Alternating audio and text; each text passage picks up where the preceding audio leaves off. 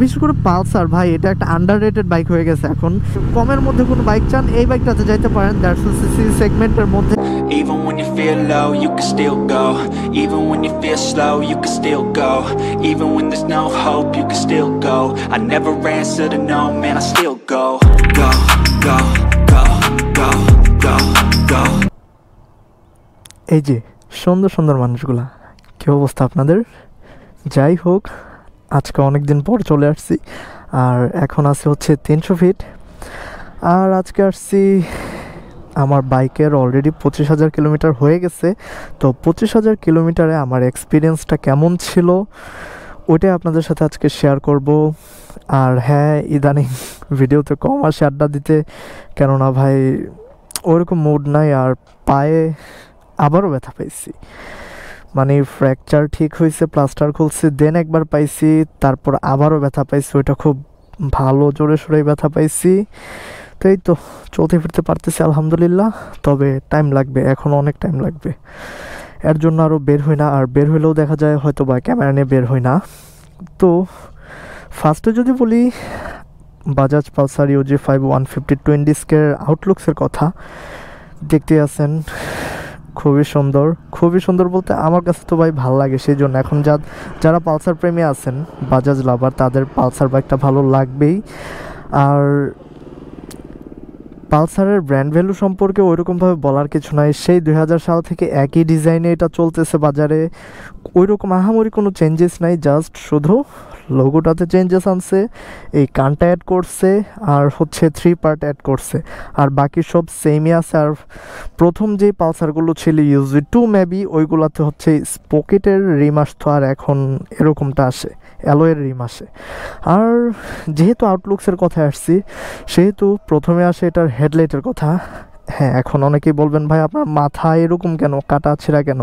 এটা ভাই আমি করছি, ভাবছিলাম 220 কিট লাগাবো, কিন্তু এভাবে কাটাকাটির পরে দেখি ভালো লাগে গেছে, তারপর আর ওইটা আনাই নাই, ইনস্টলও করি নাই, এইভাবেই রেখে দিচ্ছি। তো হেডলাইটের কথা বললে, হেডলাইটটা খুব বেশি সুন্দর ওইরকমটা বলবো না, মানে মাঝামাঝি লেভেলে আছে, খুবই সুন্দর ওইরকম। আর এটার আলো ভাই স্টকে হ্যালোজেন থাকে, ওটা দিয়ে চলাই যায় না ভাই, সিটিতে কোনো রকম চললেও, হাইওয়েতে আপনি একদমই আন্ধা। তো আমি এটাতে এলইডি ইনস্টল করে রাখছি। আর এই তো তারপরে আসি হচ্ছে টায়ার নিয়ে। এটার ফ্রন্টে টায়ার হচ্ছে 90 সেকশনের টায়ার, মানে 90 সেকশনের টায়ার ফ্রন্টে। আর স্টকে এটাতে আসে রেয়ারে 120 সেকশন, আর আমি ওটা চেঞ্জ করে 130 সেকশন লাগানো আছে। এটা এমআরএফের মেসেটার। আচ্ছা, এখন যদি এটার বিল্ড কোয়ালিটি নিয়ে বলি, পালসার বা বাজাজের বিল্ড কোয়ালিটি নিয়ে কখনোই কারো ওইরকম কমপ্লেন ছিল না। তবে হ্যাঁ, সেই আগেকার ইউজি 3 বা ইউজি 4 এর তুলনায় কিছুটা কম্প্রোমাইজ তো করেই তারা, যেটা ধরার মতন না। তবে এই ব্যাপারে আমি একবারেই নুব, আমি ধরতে পারবো না। তবে যা আছে বিল্ড কোয়ালিটি আলহামদুলিল্লাহ অনেক ভালো। এইটার কম্পিটিটর যদি বলি জিক্সার বা হচ্ছে RTR 2V বা 4V, এগুলার চেয়ে ওভারঅল ভালোই আছে। এই তো আউটলুকসের পর এখন চলেন সিটিং পজিশন নিয়ে কথা বলি, বাকি কথা রাইড করতে করতে বলি। তো এটার সিটিং পজিশন নিয়ে বলতে গেলে, আমি 5 ফিট 5 ইঞ্চি, আর হচ্ছে আমি পা রাখার পর আমার পাটা এইভাবে ব্যান্ড হয়ে থাকে। তো যারা 5 ফিটের উপরে আছেন তারা খুব ইজিলি রাইড করতে পারবেন, 5 ফিট 2 এর উপরে যারা আছেন আর কি তারা, আর 5 ফিটের উপরে যারা আছেন তারাও রাইড করতে পারবেন আশা করি। আর হ্যাঁ, এক্সজস্ট লাগানো। তো চলেন এইখানে আর ডিস্টার্ব না করি, বাকি কথা রাইড করতে করতে।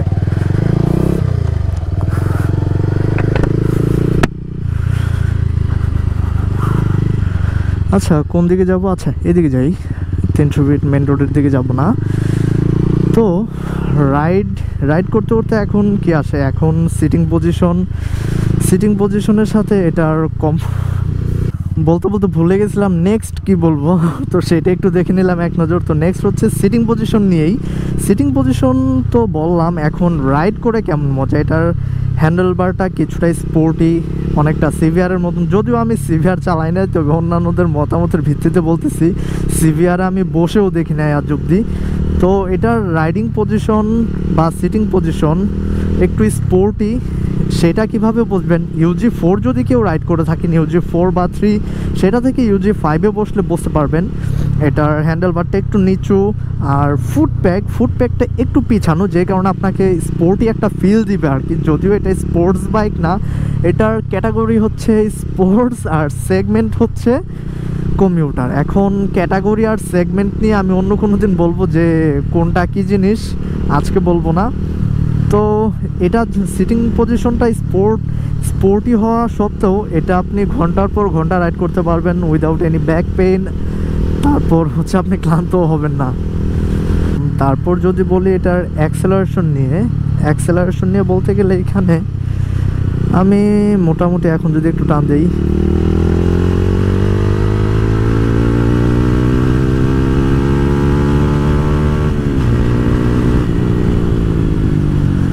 আসলে এটা টানাটানির রাস্তা না, তাই ওই রকমভাবে বোঝানো যাবে না। আরেকটা ট্রাই দিয়ে দেখি, চলেন এই যে এই সেটটা দিয়ে আরেকবার ট্রাই দিই।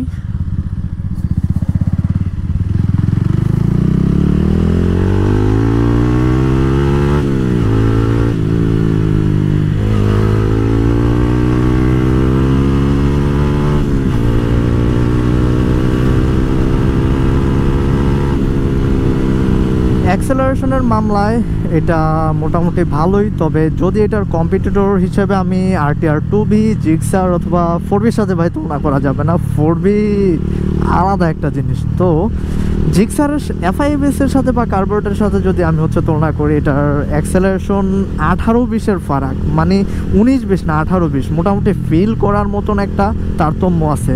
মানে এটা মোটামুটি একটু স্লোই লাগে আমার কাছে, কারণ জিক্সারটা আমার খুব বেশি চালানো হয়, জিক্সার আর আমার বাইকটা। তো এই দুটা নিয়ে আমি একটু ভালোই কনফিডেন্ট, মানে হচ্ছে কোনটার কেমন কি। তো এইগুলো আমি মোটামুটি ভালো জানি, এই জন্য আমি জিক্সারের সাথেই বলে দিলাম। আর 2B ওইরকমভাবে আমার রাইড করা হয় নাই, তবে 2Bর অ্যাক্সেলারেশনও যথেষ্ট পরিমাণ ভালো বলতে এটার চেয়ে একটু ব্যাটারি হইতে পারে। আমার ওইরকমভাবে মানে অতটা ধারণা নাই, তো ওইভাবে আর বলতেছি না, স্বল্প ধারণা ভাই, ছোটোখাটো মানুষ আমি একজন। তো যাই হোক, অ্যাক্সেলারেশন তো বললাম, অ্যাক্সেলারেশনের পর এখন আসে এটার লং রান পারফরমেন্স কেমন। হ্যাঁ, মোস্ট ইম্পর্টেন্ট জিনিস লং রান পারফরমেন্স, মানে লং ট্যুরে এটার পারফরমেন্স কেমন থাকে। অনেকেই বলে পালসার বাইক বা 2B বাইক, অ্যাপাচি, এইসব বাইকগুলো, বিশেষ করে পালসার ভাই এটা একটা আন্ডাররেটেড বাইক হয়ে গেছে এখন। কিন্তু 2012 সাল অবধি ভাই পালসারের উপরে কোনো বাইকই ছিল না, তখন ছিল UG3 বাজারে। আর তখন অবধি ভাই এটাকে বিট করার মতন কেউ ছিল না। হ্যাঁ, বিট করার মতন প্রতিদ্বন্দ্বী ছিল, বাট এটা ছিল 1 নম্বরে। আর R15 তো R15ই, ওই সময় R15 খুবই রেয়ার কেস, আর এখন তো R15 ঘরে ঘরেই আছে বলতে গেলে। তো এখন খুবই আন্ডাররেটেড হয়ে গেছে, যে কারণে এটা নিয়ে লং ট্যুরে খুব কমই দেখা যায়। অনেকে জিজ্ঞাসা করে, পার্সোনালি 2-3 জন আমার সাথে কথাও বলছে, ভাই এটা দিয়ে লং ট্যুরে পারফরমেন্স কেমন, আমি তো যেতে চাচ্ছি কিন্তু কেমন কি হবে, বা পাহাড়ি রাস্তায় যেতে যাচ্ছি পিলিয়ন সহ, ওনারা ভয় পাচ্ছিলেন। তো আমি বললাম, ভাই আমি এটা দিয়ে বান্দরবন, সাজেক, পার্বত্য পুরাটা আমার মোটামুটি ঘোরা শেষ। ভালোভাবে যে ঘুরছি এমনটা না, তবে মোটামুটিভাবে ঘুরছি ভাই। তো ওই পরিপ্রেক্ষিতে বলতে পারি। আর প্রত্যেকটা ট্যুরেই আমার সাথে পিলিয়ন ছিল, ব্যাকপ্যাক ছিল। তো প্রত্যেকটা ট্যুরেই আমার খুব ভালো পরিমাণ সাপোর্ট পাইছি। আর হ্যাঁ, লং রানে পারফরমেন্স ড্রপ হয় কিনা, হ্যাঁ অবশ্যই হয়। সেইটা হচ্ছে যদি আপনি একটা না, আমার সাথে একবারই হয়েছিল পারফরমেন্স ড্রপ, একবারই করছিল একটা ট্যুরে। সেটা হচ্ছে লাস্ট 8-9 মাস আগে আমি সাজেক একটা ট্যুর দেই, আর ওইটার প্রথম স্কোর ধরার জন্য আমরা অলমোস্ট নন স্টপ যাই অনেকখানি রাস্তা, যেই কারণে পারফরমেন্সটা ড্রপ, মানে পারফরমেন্সের ল্যাকিংস আমি দেখতে পাইছি সাজেকের রোডে। ওটা ফিল করার মতন ছিল। তো যেটা বলতেছিলাম যে 50-60 কিলো পর চেষ্টা করবেন একটা ব্রেক দিতে। ব্রেক দিয়ে ভাই আপনার বাইকের প্রয়োজন নাই, ঠিক আছে, V3 বা CBR sports bike, oil cooling system বা এয়ার হচ্ছে লিকুইড কুলিং সিস্টেম যে বাইকগুলো, ওইগুলোর অত লাগে না, বিশেষ করে লিকুইড কুলড যে বাইকগুলো। তারপরেও আপনারা দিবেন, কেননা আপনাদের নিজেদের বিশ্রামে একটু আড্ডা দিবেন, একটু হচ্ছে পানি টানি খাবেন। আর কেউ যদি অন্য কিছু খান, চা, বিড়ি, সিগারেট এগুলো খাবেন, তো টাইম পাসও হবে, একটু গল্প হবে, একটু পরপর আপনারা রিফ্রেশ হয়ে নিলেন। রাইড করতেও ভালো লাগবে। একটানা রাইড করলে ভাই অনেক সময়, বিশেষ করে রাতের বেলা রাইড করতে গেলে চোখ টোক ধাঁধা যায় বা কিছু একটা। তো 50-60 কিলো পরপর, মানে অন অ্যাভারেজ প্রতি 1-1.5 ঘন্টা পরপর, মানে 1 থেকে 1.5 ঘন্টা পরপর আমার ব্রেক দেওয়া হয়, যে কারণে আমি পারফরমেন্স ল্যাকিংস ওইরকম পাই না। তো আমি কেন পারফরমেন্স ল্যাকিংস পাই না, এটা হচ্ছে আমার আর কি একটা সিস্টেম যে 50-60 কিলো পর পর আমি ব্রেক দিই। তো আপনারা এই জিনিসটা ট্রাই করতে পারেন। আশা করি আপনার বাইকের উপরে ওইরকম খুব বেশি প্রেশার হইলো না, বাইকের ইঞ্জিনটাও অনেক বেশি দীর্ঘস্থায়ী হইলো, প্লাস হচ্ছে আপনারাও একটু রিফ্রেশ হয়ে নিতে পারলেন। তো চলেন একটু হালকা ফুলকা টানাটানি করতে করতে আড্ডা দেওয়া যাক, বাকি আড্ডাটা। আর তারপর এটার টপ স্পিড নিয়ে কিছু বলবো না, অ্যাজ ইউজুয়াল পালসার UG5 এর টপ স্পিড 125-এর আশেপাশে পাবেন। স্টক টায়ারের যে সাইজ আছে ওইগুলো দিয়ে। আর যদি হচ্ছে একটু লিন টিন হন, একটু পাতলা পাতলা হন, তাহলে 130-32-30 টাচ করতে পারবেন। তো আমি এখন আর এটার টপ স্পিড দেখাই না ওইভাবে, যে জন্য মিটারটা ঢেকে দিচ্ছি। আর মাইলেজ কেমন পাই, হ্যাঁ লাস্ট যে পয়েন্টটা মাইলেজের ব্যাপারটা হচ্ছে আমি এখন কত পাচ্ছি এক্স্যাক্টলি বলতে পারবো না। এখন আমি ঈদের আগে আমি লাস্ট এক্সজস্ট লাগানোর পরেও হিউজ টানাটানি করে 38 করে পাইছি। আর আগে আমি এরকমই পাইতাম, মানে আর একটু কমই পাইতাম, কিন্তু এক্সজস্ট লাগানোর পর উল্টো আমি একটু বেশিই পাইছি মনে হয়েছে। অবিশ্বাস হইলে এটাও সত্যি যে আমি যেটা পাইছি ওইটাই বলতেছি। আমাকে ভাই কেউ এক্সট্রা করে টাকা দেয় না, নিজের বাইক নিজে তেল ভরি চালাই, ফ্রিতে ভাই এটা সম্পর্কে বলার কিছু নাই ওইরকমভাবে। তবে এটাতে আমি মাইলেজ 24ও পাইছি টানাটানি কইরা, 24, 25, 27, 28 অ্যাজ ইউজুয়াল হিউজ টানাটানি করে মোটামুটি পাই। আবার 32, 33ও পাই। এটা হচ্ছে টানাটানির লেভেলটা কেমন থাকে ওইটার উপর নির্ভর করে। আর হাইওয়েতে জেন্টাল রাইড প্লাস হালকা ফুলকা টানাটানি করে আমি এটাতে 44-45 মাইলেজ এতদিন পাইতাম। আর এখন যদি মাইলেজের আইডিয়া দিতে যাই, আপনাদের ভাইকে অ্যাটলিস্ট একটা ট্যুর দেওয়ার সুযোগ দিতে হবে, তারপর অ্যাকচুয়াল আইডিয়াটা দিতে পারবো, তাছাড়া পারছি না। তো এই জিনিসটা আপাতত স্কিপ করেন, আর টপ স্পিডও দেখাবো না। আর হ্যাঁ, আরেকটা জিনিস হচ্ছে এক্সজস্ট লাগানোর ফলে বাইকের কোনো কিছুর পরিবর্তন হয়েছে কিনা।